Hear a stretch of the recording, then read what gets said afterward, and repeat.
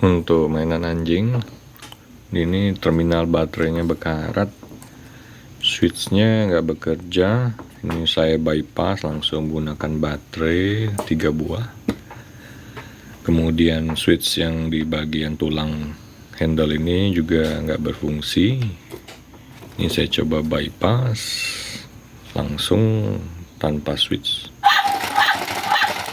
jadi masih bisa bekerja.